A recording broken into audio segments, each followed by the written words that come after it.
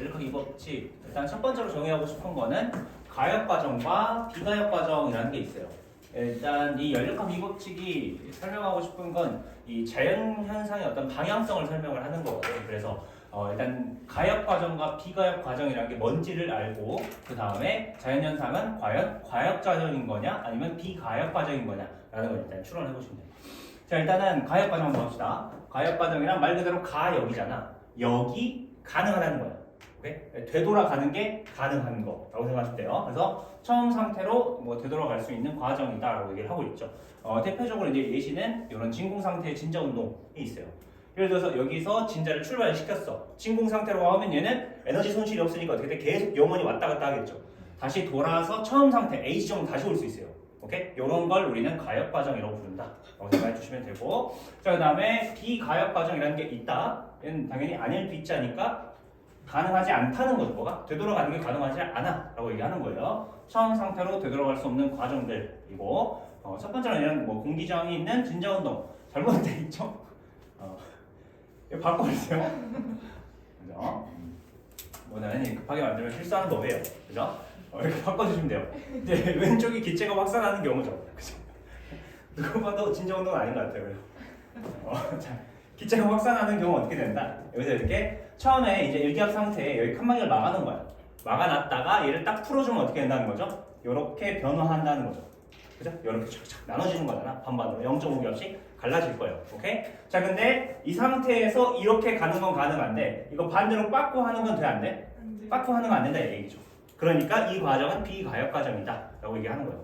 이렇게 할 수 있겠죠? 자, 그거랑 똑같은 상태로 공기저항에 있는 이런 진자 운동들 얘가 처음에 여기서 출발을 시켰어. 근데 얘가 갔다가 다시 원상복귀 할 수 있어 없어? 없죠. 역학적 에너지가 손실됐으니까 올라갔다가 다시 오면 조금 덜 올라가겠죠. 점점 이렇게 축소되면서 언젠가는 에너지 다 손실하게 되고 다시 이렇게 줌줌줌 멈추게 되겠다. 이렇게 이런 과정이 비가역 과정. 그 다음에 여기 별표 하나 쳐놔요. 열이 이동하는 과정도 당연히 비가역 과정이다. 오케이?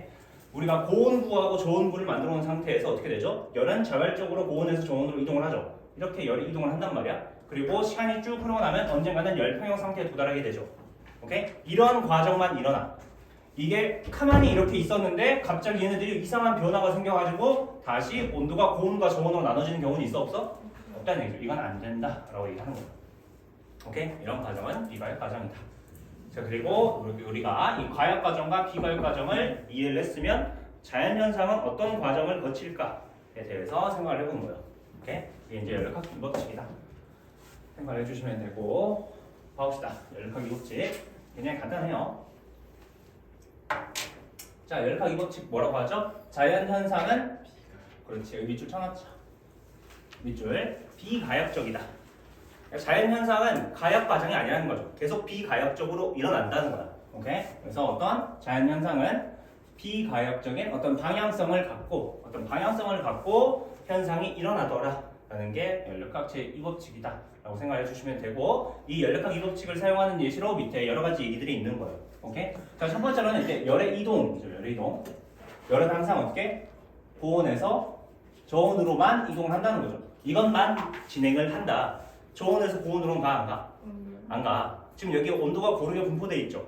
근데 갑자기 우리가 그냥 가만히 있었는데 여기가 엄청 막 얼음이 막 저온이 열이 막 엄청 이동해가지고 나는 엄청 더워지고 여기는 엄청 차워지는 이런 상황은 일어나 안 일어나? 절대 일어나지 않을 거야 라는 거예요. 오케이? 자, 그 다음에 이걸 설명하기 위해서 우리가 엔트로피라는 걸 정의를 해줘야 돼요. 엔트로피. 밑에서 한 번 더 얘기를 하고 있죠. 엔트로피란 여기 밑줄 그어놓자. 분자 배열의 무질서도를 엔트로피로 정의를 해요. 분자 배열이 무질서하게 배열되어 있을수록 엔트로피가 높다라고 생각하시면 돼요. 기본적으로. 오케이?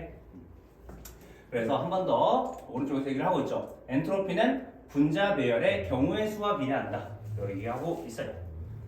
경우의 수와 비례한다. 그냥 간단하게 얘기를 하면 예를 들어서 동전이 10개가 있어요. 이런 얘기를 제일 많이 하는데 동전이 10개가 있어요. 10개가 쩌라락 쌓여있는 경우. 오케이? 이거는 분자 배열이 굉장히 질서 있게 되어 있는 경우죠. 엔트로피가 낮은 경우야. 오케이? 동전이 이렇게 후루룩 뿌려져 있어. 이건 뭐야? 굉장히 분자 배열이 무질서하게 되어 있는 거죠. 이런 경우는 엔트로피가 높은 거야. 라고 일단 받아들이셔야 돼요. 오케이? 이렇게 정의되어 있는 거야. 자, 그리고 이 엔트로피를 가지고 자연현상의 비가역성을 설명해보면 자연현상은 항상 엔트로피가 증가하는 방향으로 일어나더라 라고 정의할 수 있어요. 그냥 그렇다는 거예요. 왜 그런지는 잘 몰라. 그냥 그렇더라 라는 거죠. 예를 들어서 내가 동전 10개 갑자기 확 뿌렸어요. 이렇게 확 뿌렸단 말이야. 그랬더니 갑자기 얘가 동전 10개가 바닥에서 아라락 하면서 따라락 쌓이는 경우는 일어나 안 일어나? 안 일어난다는 거죠. 내가 10개를 흩 뿌렸으면 얘가 쫙 퍼지는 경우가 가장 많이 일어난다는 거예요. 이런 방향성을 갖는다는 거죠. 이렇게 할 수 있겠죠? 오케이? 이런 게 엔트로피를 이용한 연력 이 법칙이다. 여기도 이제 얘기를 하고 있어요. 봐봐. 내가 여기다가 잉크를 한 방울 떨어뜨렸어. 잉크를 한 방울 떨어뜨리면 이거가 좀 크네요. 하여튼 이렇게 있겠죠. 자, 여기에 굉장히 잉크 분자들이 굉장히 많이 있을 거야. 오케이? 자, 이렇게 많이 있을 텐데 얘를 가만히 놔두면 항상 어떻게 되더라? 얘가 퍼져나간다는 거예요. 퍼져나간다는 걸 뭘 의미하죠? 엔트로피가 증가되는 걸 의미하는 거야. 여기까지 할 수 있겠나요? 분자 배열의 무질서도가 커지는 쪽으로 항상 진행을 한다는 거예요. 여기까지 할 수 있겠나요? 오케이? 이런 게 엔트로피를 이용한 연력각지의 이 법칙의 설명이다. 자, 그 다음에 이제 과학자들이 생각을 하게 되죠. 엔트로피는 왜 높아지는 것인가? 이런 생각을 해요. 엔트로피는 왜 높아지는 거야? 왜 꼭 비가역성이 있는 거야? 왜 자연계는 어떤 하나의 방향성을 갖고 진행이 되는 거야? 이런 물음에 답하는 게 세 번째 얘기예요. 여기 밑줄 그어놓읍시다. 자연현상은 항상 확률이 높은 방향으로 일어나더라 라는 거예요. 여기다가 이렇게 써놓을게요. 확률이 높은 방향이 경우의 수가 많은 방향이에요. 경우의 수가 많은 이런 방향으로 일어나더라 라는 거예요. 그러니까 왜 그렇게 일어나? 그렇게 일어날 확률이 높아. 그냥 이렇게 얘기하는 거죠. 오케이? 간단하게 이제 여기 A 통에다가 기체 분자들을 꽉 채워놔요. 채워놓은 상태에서 여기 칸막이를 처음에 닫아놓는 거죠. 닫아놓은 상태에서 얘를 딱 열어주고 나면 시간이 지나면 어떻게 되죠?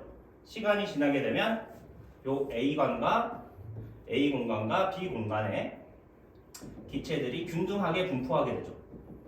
그죠? 항상 이렇게 일어난다는 거야. 왜 이렇게 일어나냐를 어떻게 설명한다는 거죠? 이렇게 일어날 확률이 높다라고 그냥 설명한다는 얘기야. 오케이? 이제 이 얘기를 이렇게 진행을 하는데 이건 안 되고 이건 왜 되냐? 봐봐. 이 기체 분자 하나가 A 공간 아니면 B 공간에 존재를 하겠죠. 그러면 얘가 뭐 B 공간에 존재할 확률은 2분의 1이 될 거 아니야? 얘 아니면 얘니까. 이렇게 할 수 있겠나요? 얘가 B 공간에 존재할 확률이 2분의 1이야. 이렇게 할 수 있겠죠? 자, 그러면 A 공간에 이 기체들이 모두 다 존재하는 확률은 뭐가 되겠죠? 2분의 1에 또 2분의 1에 또 2분의 1에 2분의 1에 2분의 1에 2분의 1에 2분의 1에 2분의 1에 2분의 1에 다들 이렇게 되겠죠. 그죠? 얘가 100개가 있다고 가정을 하면 다 A 공간에 존재할 확률은 2분의 1에 100승이 될 거예요. 근데 실제 기체는 뭐 이게 한 1몰, 4몰 이렇게 하잖아. 이게 6.02 곱하기 12, 3승이잖아. 1몰만 해도. 그러니까 굉장히 많아져 버리죠. 그러면 얘는 거의 뭐에 가까워지는 거예요? 얘가 거의 무한대에 가까워지니까 거의 0에 수렴을 한다는 거죠. 이렇게 할 수 있겠나요? 즉 A 공간에 존재할 확률은 제로가 되는 거야. 오케이? 이 모든 기체들이 A 공간에만 존재할 확률은 제로가 되고 그거보다는 이렇게 일어날 확률이 많다는 거죠. 이렇게 할 수 있겠나요? 또는 이걸 경우의 수로 해석하기도 해요. 경우의 수. 어떤 경우의 수냐면 이제 얘네가 한 칸에 다 몰리는 경우는 단 한 가지 경우의 수잖아. A 방에 몰리는 경우의 수 단 한 가지 경우의 수. 오케이? 근데 이 경우의 수가 가장 많죠. 왜냐면 여기 있을 수도 있고 여기 있을 수도 있고 뭐 여기 있을 수도 있고 그러니까 이게 다 명칭이 있을 거 아니야. 이 기체 분자가 여기 있기도 한 경우의 수랑 뭐 여기 있을 경우의 수 다 따지는 거예요.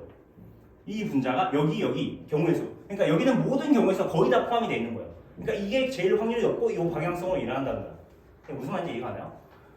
여기서 똑같은 거야. 봐봐. 어떤 거냐면 이것도 이렇게 일어나는 이유가 확률이 높아서 그래요. 경우의 수가 많아서. 뭔 말이냐면 봐봐. 요거는 한 점이지. 이렇게 써놓을까요? 얘는 한 점. 얘는 퍼져나가는 거잖아. 퍼져나간 거. 오케이? 자, 그랬을 때 한 점에 모이는 경우의 수는 단 한 가지죠. 그죠? 봐봐. 근데 여기 있는 애가 이쪽으로 퍼져나갈 수도 있지. 이쪽으로 퍼져나가는 경우의 수가 있어. 오케이? 그 다음에 이쪽으로 퍼져나가는 경우의 수도 있죠. 그 다음에 이쪽으로 퍼져나갈 때도 있고 이쪽으로 이렇게 퍼져나가는 경우의 수가 어때요? 졸라 많죠. 모든 경우의 수가 다 뭐야? 퍼져나감이라는 경우의 수야. 무슨 말인지 알겠나요? 그래서 여기가 경우의 수가 제일 많은 거야. 근데 확률이 가장 높은 거고 항상 이런 방향으로 일어난다는 거죠. 이때 무슨 말인지 알겠나요? 이런 게 열각기 법칙이다. 그래서 간단하게 정의를 하면 이렇게 표현할 수 있어요. 결과적으로 여기 밑에 한번 봅시다.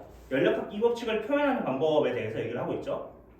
여기만 좀 밑줄 그어두시고 어떻게 보면 잘 암기하시면 돼요.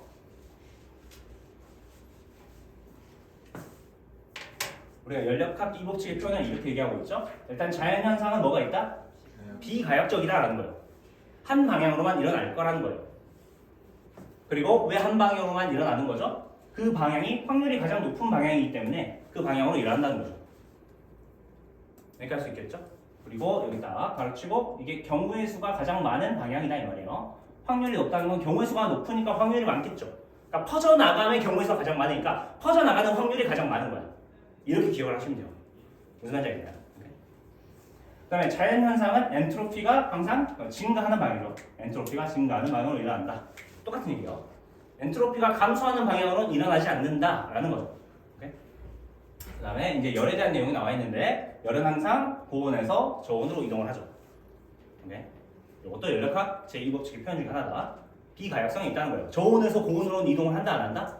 안 한다는 거죠. 그러니까 이것들의 역은 성립하지 않아라는 거예요. 자연현상에서는. 오케이?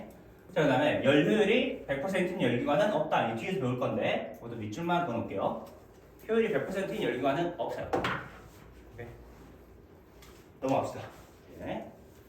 이 법칙은 이런 얘기를 하고 있다라는 거고 열기관과 열효율에 대한 내용으로 넘어갑시다. 자, 일단 우리가 이제 저번 시간에 이미 얘기를 했었죠. 열기관에 대해서 간단하게 좀 얘기를 했어요. 우리가 열기관이라는 건 뭐라 그랬죠? 열 에너지를 이용해서 뭘 만드는 거죠? E를 만든다 그랬죠? 오케이? 근데 이 E를 만드는 주체가 뭐다? 기체라는 거예요, 기체. 기체가 힘을 발휘해서 E를 만든다는 거죠. 오케이? 기체가 힘을 발휘하게 하는 구조가 있죠. 그 구조가 뭐야? 피스톤이 달린 실린더라는 거죠. 이렇게 할 수 있겠죠? 그래서 여기 이제 실린더 안에 기체들이 있는데 얘네들한테 열을 가해주면 결과적으로 이제 열이 이동해서 열량이 들어가겠죠. 오케이? 이동하는 열의 양이 얼마만큼 들어갈 거야. 그럼 여기 온도가 높아지면서 압력이 높아지면서 얘를 쭉 밀어내는 거죠. 피스톤을 윗방향으로 이렇게 쓱 올린다는 얘기야. 뭘 하는 거죠? 기체들이 일을 하는구나 라는 걸 확인할 수 있는 거죠. 오케이? 이런 구조가 열기관이다. 그리고 이 열기관의 종류에는 크게 두 가지가 있다고 했어요. 외연기관과 내연기관이 있었고 외연기관은 밖에서 열을 주입하는 거죠. 밖에서 땔감 떼가지고 열 주입하면 외연. 그죠? 내연은 뭐야? 그죠? 실린더 안에서 폭발을 해가지고 여기서 빵 방출시키는 거죠. 오케이? 예. 피스톤을 팡 때리는 거. 기억나죠? 그래요. 혹시나 저번에도 바뀌었는데 이번에도 바뀌었어요. 이게 뒤에는 안 바뀌었죠. 좋아요.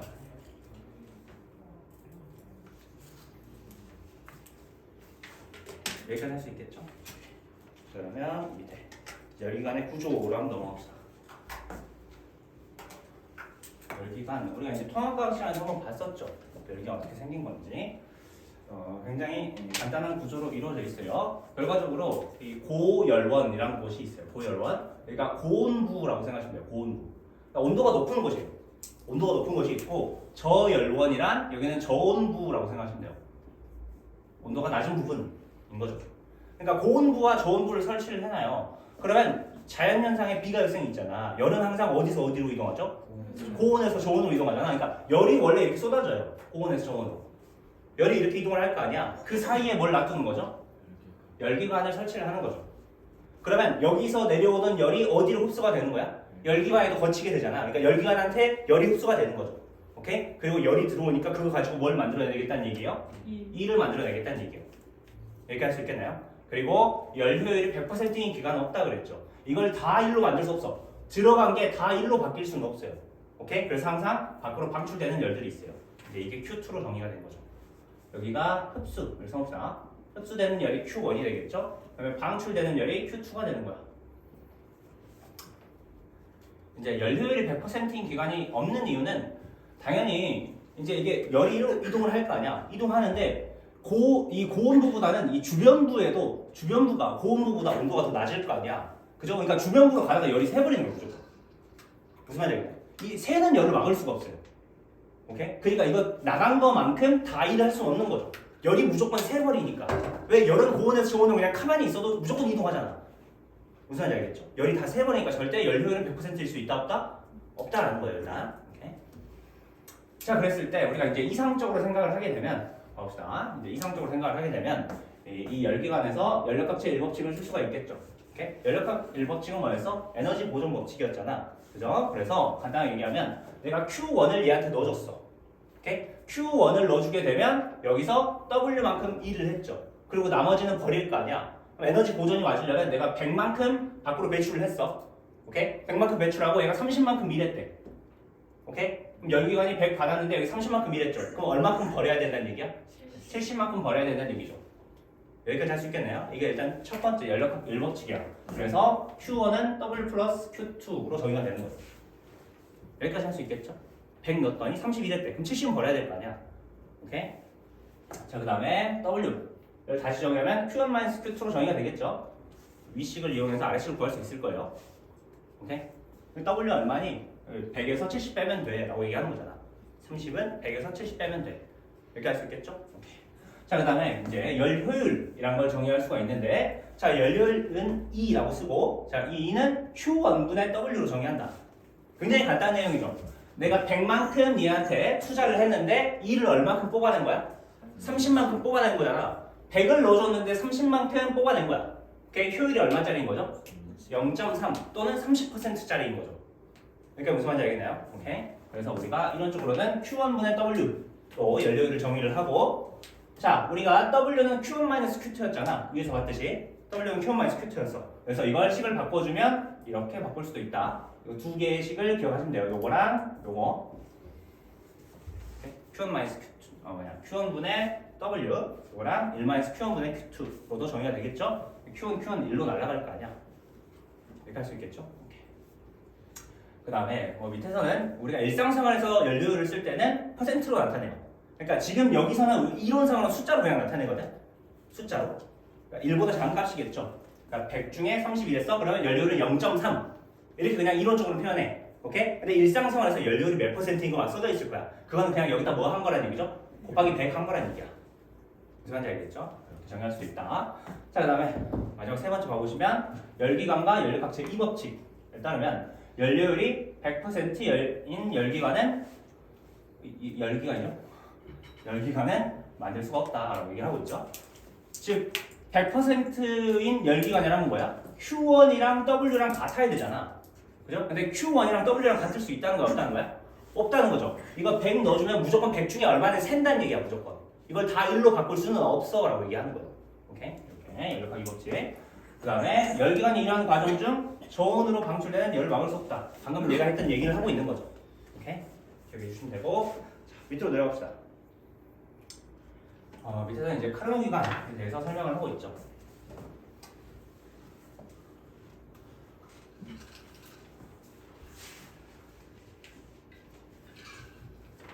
이거는 카르노 기관은 여기 나와 있듯이 열 효율이 가장 높은 이상적인 그냥 열 기관이에요.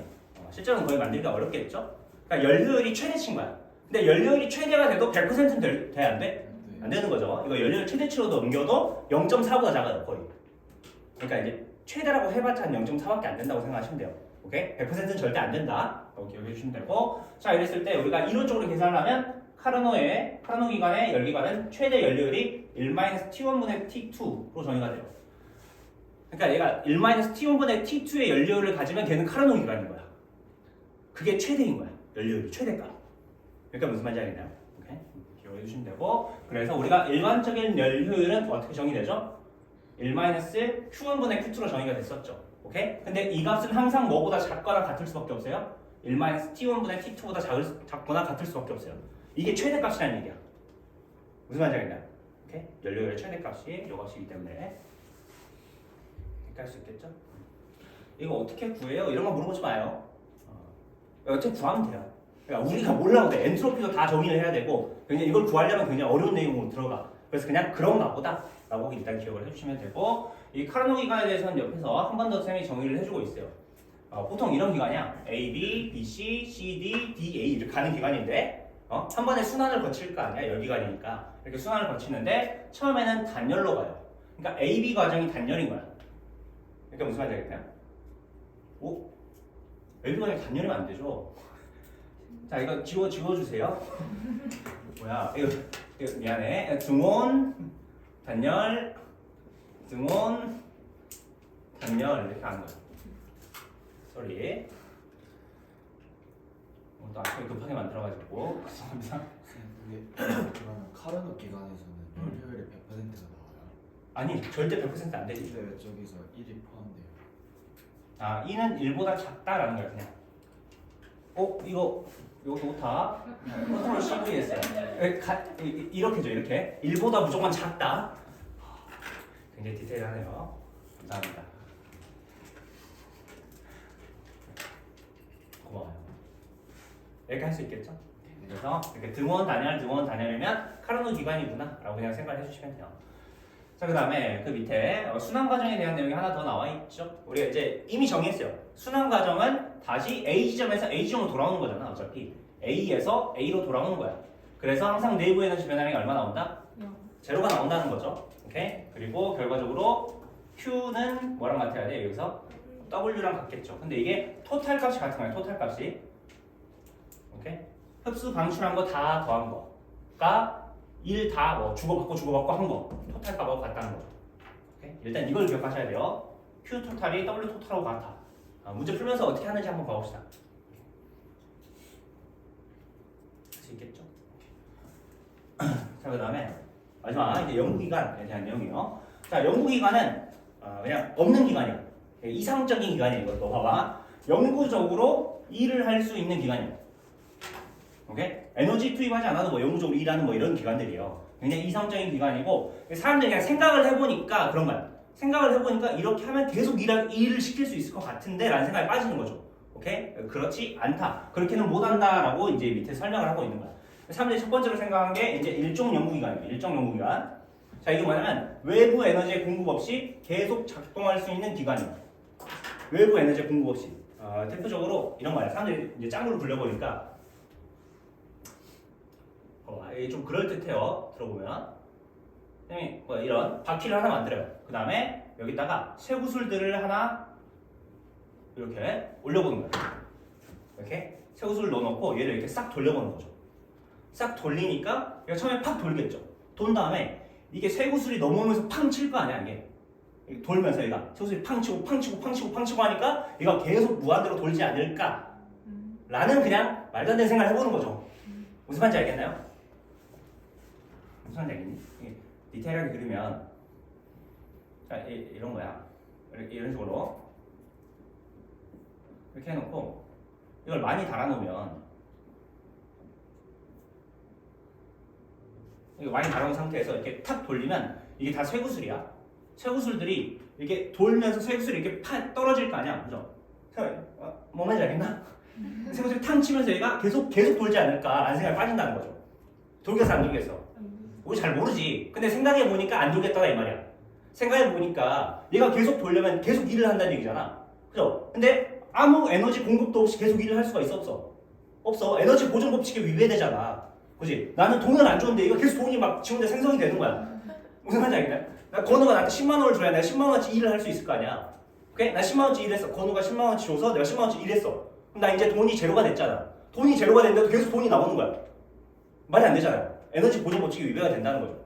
오케이? 그래서 얘는 연력학 일법칙에 위배가 되므로 말이 안 된다라고 설명하는 거예요. 그렇지 않아 라고 하는 거다. 정연아 보고 있어. 자, 그 다음에 제 2종 연구기간이라는 것도 있어요. 자, 2종 연구기간은 열기관이 방출된 낮은 온도의 열을 높은 온도의 열로 보내서 연료율이 100%가 되는 기간이야. 딱 봐도 말이 안 되겠죠. 그렇죠? 연력학 이법칙에 위배가 될 거예요. 연력학 이법칙. 이게 무슨 말이냐면 잠깐 줄여볼게요. 봐봐. 열기관 있잖아.